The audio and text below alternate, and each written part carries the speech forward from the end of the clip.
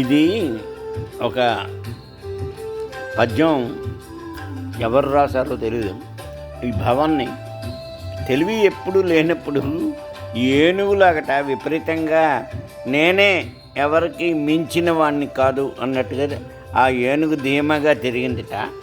ఎప్పుడో దానికంటే బలవంతులు ఉన్నారని తెలుసుకున్నట్టుకుందో, భయం పడిందో, తెలివైన వాళ్ళు ఉన్నారు అన్న పద్యాన్ని భావం అండి.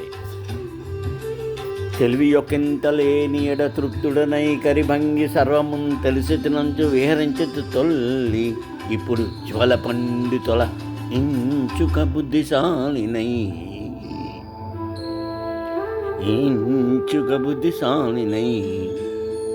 మెలంగుతుంటి నితాంత గర్వమున్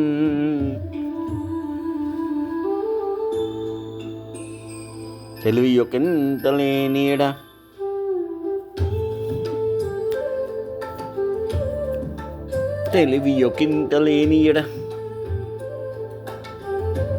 తెలివి యొక్కింత లేనియడ తృప్తుడనై కరిభంగి సర్వమున్ తెలిసినంచు విహరించితి